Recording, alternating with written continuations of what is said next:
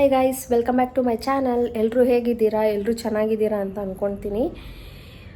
ಇವತ್ತು ಸ್ವಲ್ಪ ನನಗೆ ಒಂಥರ ಚೇತರಿಕೆ ಆದಂಗೆ ಆಯಿತು. ಒಂಥರ ಸಿಕ್ಕಾಪಟ್ಟೆ ಕೋಲ್ಡು, ಆಷಾಢ ಗಾಳಿ ಅಲ್ವಾ, ಆಷಾಢ ಗಾಳಿಯಲ್ಲಿ ಬರೋ ಕೆಮ್ಮು, ಕೋಲ್ಡು ಏನೇ ಇದ್ರೂ ತುಂಬ ದಿನ ಇರುತ್ತೆ. ಹಾಗೆ ನನಗೂ ಅದೇ ಥರ ಆಗೋಗಿತ್ತು. ಇಲ್ಲೆಲ್ಲ ಸೈನಸ್ ಎಲ್ಲ ಪ್ರಾಬ್ಲಮ್ ಆಗೋಗಿತ್ತು, ಸ್ವಲ್ಪ ಪೇಯ್ನ್ ಆಗ್ತಾಯಿತ್ತು. ಅದಕ್ಕೋಸ್ಕರ ನೆನ್ನೆ ಅಪ್ಲೋಡ್ ಮಾಡಬೇಕಾಗಿತ್ತು ವಿಡಿಯೋ, ಒಂದಿನ ಡಿಲೇ ಆಯಿತು. ನಾನು ಹಾಗೆ ಸೀರೆ ಸಾಗರಾಗಿ ಹೋಗಿದ್ದೆ ಗೈಸ್. ನೆನ್ನೆ ಇದು ತೊಗೊಂಡೆ.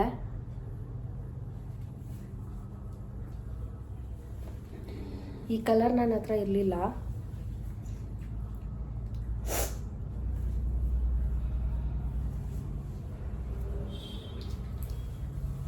ಮೈ ಮೇಲೆ ಹಾಕಿದ್ದೆ, ಅದಕ್ಕೆ ನಾನು ವರಮಹಾಲಕ್ಷ್ಮಿಗೆ ಇದನ್ನು ಹಾಕ್ಕೊಳ್ತಾ ಇಲ್ಲ. ಅಂದರೆ ವರಮಹಾಲಕ್ಷ್ಮಿಗೆ ಇದನ್ನು ಉಡಿಸಲ್ಲ. ಇದು ಬಿಟ್ಟು ಬೇರೆ ಸೀರೆ ಯಾವುದಾದ್ರೂ ಉಡಿಸ್ತೀನಿ. ಇದು ಹೇಗೆ ಕಾಣಿಸ್ತಿದೆ ನನಗೆ ಅಂತ ಹೇಳಿ ಕಮೆಂಟ್ ಮಾಡಿ.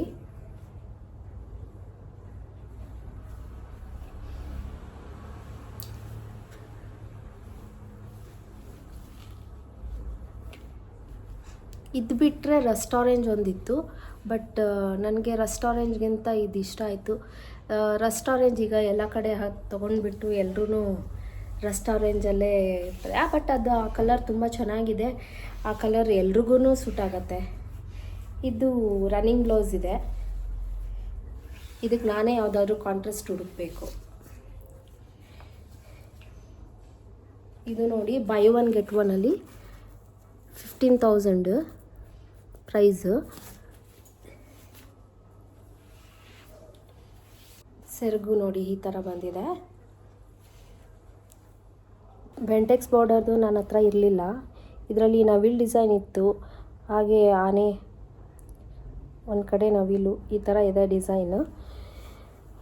ತೆರಿಗೆ ಭವನಲ್ಲಿ ನಡಿಬೇಕಾದ್ರೆ ನಾನು ಲಾಸ್ಟ್ ಡೇ ಹೋಗಿದ್ದು, ಅದಕ್ಕೆ ನನಗೆ ಅಷ್ಟು ಕಲೆಕ್ಷನ್ಸ್ ಕೂಡ ಸಿಗಲಿಲ್ಲ. ಇದೊಂದು ಸಿಕ್ತು, ಇಷ್ಟ ಆಯಿತು, ಸರಿ ಅಂತ ತೊಗೊಂಡೆ. ಇದ್ರ ಜೊತೆ ನಾನು ಕಂಚಿ ಸ್ಯಾರಿ ತೊಗೊಂಡಿದ್ದೀನಿ. ಅದನ್ನು ವರಮಹಾಲಕ್ಷ್ಮಿಗೆ ಅಂತ ಉಳಿಸ್ತೀನಿ, ಅದಕ್ಕೆ ಅದನ್ನು ಈಗಲೇ ಡಿಸ್ಕ್ಲೋಸ್ ಮಾಡಲ್ಲ.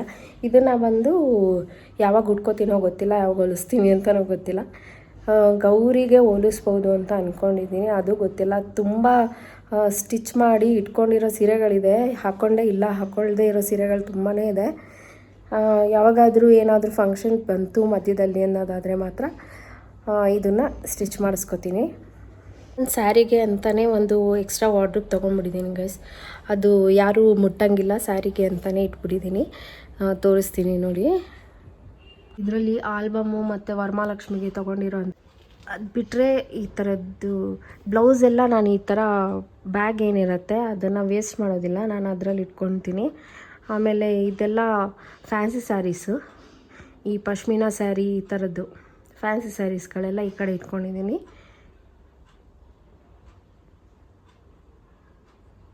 ಇದು ಟೆಂಪಲ್ಗೆಲ್ಲ ಹೋಗೋಕ್ಕೆ ಆಗೋವಂಥ ಸ್ಯಾರಿಗಳು. ಮತ್ತು ಸಿಲ್ಕ್ ಸ್ಯಾರಿ ಮತ್ತು ಇದು ಫ್ಯಾನ್ಸಿ ಸ್ಯಾರಿ ಬ್ಲೌಸಸ್ ಒಂದು ಬ್ಯಾಗಲ್ಲಿ ಇಟ್ಟಿದ್ದೀನಿ.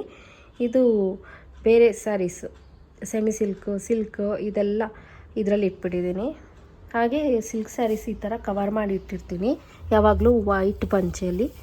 ಈ ಥರ ಪ್ಯೂರ್ ಸಿಲ್ಕ್ ಎಲ್ಲ ಈ ಕಡೆ ಇದೆ. ಇವೆಲ್ಲ ತುಂಬ ಕಾಸ್ಟ್ಲಿ ಸ್ಯಾರಿಗಳು. ಇವೆಲ್ಲ ಅಂತ ಏನಿಲ್ಲ, 2.5 3 ಈ ಥರ ಸಣ್ಣ ಪುಟ್ಟ ಸೀರೆಗಳು ಈ ಕಡೆ ಇಟ್ಕೊಂಡಿದ್ದೀನಿ. ಮತ್ತು ಪ್ಯಾಕಿಂಗ್ ಕೂಡ ಅವರೇನು ಅಷ್ಟು ಚೆನ್ನಾಗಿ ಫುಲ್ಲು ನಮಗೆ ರೇಷ್ಮೆ ಸ್ಯಾರಿ ಬಾಕ್ಸು ಕೊಡೋದು ಆ ಥರ ಎಲ್ಲ ಏನೂ ಮಾಡೋದಿಲ್ಲ. ಸಿಲ್ಕ್ ಮಾರ್ಕ್ ಸರ್ಟಿಫಿಕೇಟ್ ಕೂಡ ಅಲ್ಲಿ ಸಿಗೋದಿಲ್ಲ. ಈ ಥರ ಕಾಟನ್ ಬ್ಯಾಗಲ್ಲಿ ಕೊಡ್ತಾರೆ. ಈ ಥರ ಕಾಟನ್ ಬ್ಯಾಗ್ಸ್ನ ನಾನು ಡಿಸ್ಪೋಸ್ ಮಾಡಲ್ಲ, ಅದ್ರ ಬದಲಾಗಿ ಸಿಲ್ಕ್ ಸ್ಯಾರಿಗಳನ್ನ ಇಡೋಕ್ಕೆ ಯೂಸ್ ಮಾಡ್ಕೊತೀನಿ. ಮೈಸೂರು ಸಿಲ್ಕ್ ಸ್ಯಾರೀಸ್ ಎಲ್ಲ ಈ ಥರ ಕಾಟನ್ ಬ್ಯಾಗ್ಸಲ್ಲಿ ಸಪ್ರೇಟ್ ಇಟ್ಬಿಡ್ತೀನಿ.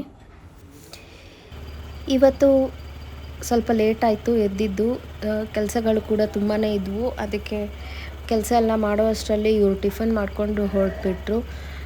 ಯಾವಾಗಲೂ ಒಟ್ಟಿಗೆ ಟಿಫನ್ ಮಾಡ್ತಾಯಿದ್ವಿ, ಇವತ್ತು ಅವರು ಬೇಗ ಟಿಫನ್ ಮಾಡಿ ಹೋಗ್ಬಿಟ್ರು, ಲೇಟ್ ಆಗುತ್ತೆ ಅಂತ. ಸೊ ನಾನು ಒಬ್ಬಳೇ ಕೂತ್ಕೊಂಡು ಟಿಫನ್ ಮಾಡ್ತಾಯಿದ್ದೀನಿ. ಇಲ್ಲಿ ಬೋರ್ ಆಗ್ತಾಯಿತ್ತು, ನಿಜವಾಗ್ಲೂ ಬೋರಿಂಗ್ ಅನಿಸುತ್ತೆ ಒಬ್ಬಳೇ ಕೂತ್ಕೊಂಡು ಟಿಫನ್ ಮಾಡೋವಾಗ ನಾನೇನು ಮಾಡ್ತೀನಿ ಅಂತ ಅಂದರೆ ಯಾವುದಾದ್ರೂ ವ್ಲಾಗ್ ಇದ್ದರೆ ನೋಡ್ತಾ ಇರ್ತೀನಿ ಬೇರೆಯವ್ರದ್ದು. ನನಗೂ ಐಡಿಯಾ ಬರ್ತಾ ಇರತ್ತೆ ಹೇಗೆ ಮಾಡಬೇಕು, ಏನು ಮಾಡಬಾರ್ದು ಅದೆಲ್ಲ ನನಗೆ ಐಡಿಯಾ ಬರ್ತಾ ಇರತ್ತೆ. ಜೊತೆಗೆ ಏನಾದರೂ ಇನ್ಫಾರ್ಮೇಷನ್ ಸಿಗ್ತಾ ಇರತ್ತೆ, ಇಲ್ಲಾಂದರೆ ಎಂಟರ್ಟೈನಿಂಗ್ ಆಗಿರತ್ತೆ, ಇಲ್ಲಾಂದರೆ ಮ್ಯೂಸಿಕ್ ಕೇಳ್ತಾ ಇರ್ತೀನಿ. ಇಂಥ ಲ್ಯಾಂಗ್ವೇಜ್ ಅಂತಲೇ ಇಲ್ಲ, ಎಲ್ಲ ಲ್ಯಾಂಗ್ವೇಜ್ ಕೂಡ ಕೇಳ್ತಾ ಇರ್ತೀನಿ. ನನಗಂತೂ ಮೆಲೋಡಿ ಸಾಂಗ್ಸ್ ತುಂಬ ಇಷ್ಟ ಆಗ್ತಾ ಇರುತ್ತೆ. ನಾನು ಅದನ್ನು ಡೈಲಿ ಪ್ಲೇ ಮಾಡಿಕೊಂಡೇ ನಾನು ಮನೆ ಕೆಲಸ ಮಾಡ್ಕೊಳ್ತಾ ಇರ್ತೀನಿ. ಇಲ್ಲಾಂದರೆ ನನಗೆ ಇಂಟ್ರೆಸ್ಟೇ ಬರೋಲ್ಲ ಮನೆ ಕೆಲಸ ಮಾಡೋಕ್ಕೆ, ತುಂಬ ಬೋರಿಂಗ್ ಅಂತ ಅನಿಸುತ್ತೆ. ಅದಕ್ಕೆ ಏನಾದರೂ ಪ್ಲೇ ಮಾಡಿಕೊಂಡು ನಾನು ಆರಾಮಾಗಿ ನಾನು ಮೈಂಡ್ ರಿಲ್ಯಾಕ್ಸ್ ಮಾಡಿಕೊಂಡು ಕೆಲಸ ಮಾಡಬೇಕು. ಓಕೆ, ಈಗ ನಾನು ಸ್ವಲ್ಪ ಬಟ್ಟೆಗಳನ್ನ ಹಾಕಿದ್ದೆ ಒಗೆಯೋಕ್ಕೆ, ಅದನ್ನು ತೆಗೆದು ಒಣಗಾಕ್ತಾಯಿದ್ದೀನಿ. ನಾವೆಲ್ಲ ಸಪ್ರೇಟ್ ಹಾಕ್ಕೊಂಡ್ಬಿಡ್ತೀವಿ, ಎಲ್ಲರದು ಒಟ್ಟಿಗೆ ಒಗೆಯೋಕ್ಕೆ ಹಾಕಲ್ಲ. ನಂದು ನನ್ನ ಮಗಂದು ಸಪ್ರೇಟು ಮತ್ತು ನನ್ನ ಹಸ್ಬೆಂಡ್ದು ಸಪ್ರೇಟ್ ಲೋಡು. ನಮ್ಮ ಹಸ್ಬೆಂಡ್ದೇ formal separate, T shirt separate, ಈ ಥರ ಎಲ್ಲ ಇರುತ್ತೆ. ಸುಮ್ಮನೆ ಅದು ವೀಕ್ಲಿ ನಾನೇ ಪ್ಲ್ಯಾನ್ ಮಾಡಿಕೊಂಡು ಯಾವ್ಯಾವಾಗ ಏನೇನು ಮಾಡಬೇಕು ಅದೆಲ್ಲ ಒಂದು ತಲೆಯಲ್ಲಿ ಇಟ್ಕೊಂಡು ನಾನು ಮಾಡ್ತಾಯಿರ್ತೀನಿ. ಹಾಗೆ ಇಲ್ಲಿ ಡೋರ್ಸ್ ಎಲ್ಲ ಹಾಕಿದಾರಲ್ಲ ಇಲ್ಲಿ ಇದಕ್ಕೆ ಗ್ರಿಲ್ಗೆ, ಅದು ಬಂದು ಮುಂಚೆ ಖಾಲಿ ಸೈಟ್ ಇತ್ತು. ಆ ಖಾಲಿ ಸೈಟು ಇಂದ ಅಲ್ಲಿ ದೊಡ್ಡ ಮರ ಇತ್ತು, ಅಲ್ಲಿಂದ ಎಲೆಗಳೆಲ್ಲ ಬಂದು ಅಲ್ಲಿ ಕೂತ್ಕೊಂಡ್ಬಿಟ್ಟು ಫುಲ್ಲು ಬ್ಲಾಕ್ ಮಾಡಿಬಿಡ್ತಾಯಿತ್ತು. ಮಳೆ ಬಂದರೆ ಸಾಕು, ವಿಂಟರ್ ಸೀಸನಲ್ಲಿ, ಸ್ಪ್ರಿಂಗ್ ಸೀಸನಲ್ಲಿ ಎಲ್ಲ ಎಲೆ ಉದುರುತ್ತಲ್ಲ, ಅದೆಲ್ಲ ಬಂದು ಬ್ಲಾಕ್ ಮಾಡಿಬಿಡ್ತಾಯಿತ್ತು. ಮಳೆ ಬಂದರೆ ಫುಲ್ಲು ಮನೆಯೊಳಗೆಲ್ಲ ನೀರು ಬಂದುಬಿಡ್ತಾಯಿತ್ತು. ಅದಕ್ಕೆ ಆ ಥರ ಹಾಕಿದ್ವಿ. ಈಗ ಬಿಲ್ಡಿಂಗ್ ಕಟ್ಕೊಂಡಿದ್ದಾರೆ ಪಕ್ಕದಲ್ಲಿ ಹೊಸದಾಗಿ, ಅದಕ್ಕೆ ಎಲ್ಲ ಆರಾಮಾಗಿದೆ. ಈಗ ತೆಗೆಸ್ಬೇಕು ಅದೆಲ್ಲ, ಆ್ಯಕ್ಚುಲಿ ಬೆಳಕೆಲ್ಲ ಬರ್ತಾಯಿಲ್ಲ ಅದರಿಂದ. ಸರಿ, ಈಗ ಒಣಗಾಕಿದ ಬಟ್ಟೆಗಳನ್ನೂ ಇತ್ತಲ್ಲ ಅದೆಲ್ಲ ತಗೊಂಡು ಮಡಚಿಟ್ಕೊಳ್ಳೋಣ ಅಂತ ಅಂದ್ಬಿಟ್ಟು ಮಡಚಿಟ್ಕೊಳ್ತಾ ಇದ್ದೀನಿ. ಹಾಗೆ ನಾನೇನು ಹೇಳಬೇಕು ಅಂತ ಇದ್ದೆ ಅಂದರೆ, ಈ ಸೀರೆ ಸಾಗರ ತುಂಬ ಇದಾಗ್ತಾಯಿದೆ ಅಲ್ಲ, ವೈರಲ್ ಆಗ್ತಾಯಿದೆ ಅಲ್ವಾ. ತುಂಬ ಕಡೆ ಆಲ್ರೆಡಿ 13th ಎಕ್ಸ್ಪೋನೋ 12th ಎಕ್ಸ್ಪೋನೋ ಏನೋ ಮಾಡ್ತಾಯಿದ್ದಾರೆ ಅವರು. ಎಲ್ಲ ಕಡೆ ಎಕ್ಸ್ಪೋ ಮಾಡ್ತಾಯಿದ್ದಾರೆ ಬ್ಯಾಂಗ್ಳೂರು ಅಲ್ಲಿ. ಅವ್ರದ್ದು ಈಗ ಬೈ ಒನ್ ಗೆಟ್ ಒನ್ ಅಂತ ಅಂದರೆ, ನಾವು ಮೈಸೂರು ಸಿಲ್ಕ್ ತೊಗೊಂಡ್ರೆ ಮೈಸೂರು ಸಿಲ್ಕೇ ತೊಗೊಳ್ಬೇಕು ಅಂತ ಏನಿಲ್ಲ. ಮೈಸೂರು ಸಿಲ್ಕ್ ಒಂದು, ಕಂಚಿ ಒಂದು, ಈ ಥರ ತೊಗೋಬೋದು. ಸೇಮ್ ರೇಂಜು ಅಲ್ಲೇ ತೊಗೊಳ್ಬೋದು. ಈಗ ಡಿಫ್ರೆಂಟ್ ರೇಂಜ್ ಅಂದ್ರೂ ನೀವು ಆ ಬಜೆಟಿಗೆ ಬರೋ ಥರ ಮಾಡ್ಕೊಳ್ಬೋದು. ಈ ಥರ ಅವ್ರ ಹತ್ರ ಆಪ್ಷನ್ಸ್ ಇದೆ. ಇದರಲ್ಲಿ ಸೆಮಿ ಸಿಲ್ಕ್ ಸೆಕ್ಷನ್ಗೆ ಹೋದರೆ ತುಂಬ ಕ್ರೌಡ್ ಆಗಿರುತ್ತೆ, ಆದರೆ ಸಿಲ್ಕ್ ಸ್ಯಾರಿ ಸೆಕ್ಷನ್ ಸ್ವಲ್ಪ ಫ್ರೀ ಆಗಿರುತ್ತೆ. ಸಿಲ್ಕ್ ಸ್ಯಾರಿ ಅವ್ರದ್ದೇ ವಾಟ್ಸಪ್ ಗ್ರೂಪ್ ಕೂಡ ಇದೆ. ನಾನು ಅವರ ಹಳೆ ಕಸ್ಟಮರ್, ಯೋಗಲಕ್ಷ್ಮಿ ಸಿಲ್ಕ್ಸ್ ಅವರ ಹಳೆ ಕಸ್ಟಮರ್ ನಾನು. ಅವ್ರದ್ದು ಕ್ವಾಲಿಟಿನೂ ತುಂಬ ಚೆನ್ನಾಗಿರುತ್ತೆ. ಜೊತೆಗೆ ಅವರು ಏನು ವಾಟ್ಸಪ್ ಗ್ರೂಪಲ್ಲಿ ಬಿಡ್ತಾರೆ ಆ ಸಿಲ್ಕ್ ಸ್ಯಾರಿಗಳು ಇದೇ ಬಜೆಟಲ್ಲಿ 3D ಪ್ಯಾಟರ್ನ್ ಕೂಡ ಅದರಲ್ಲಿ ಸಿಗ್ತಾಯಿದ್ವು ಮುಂಚೆ.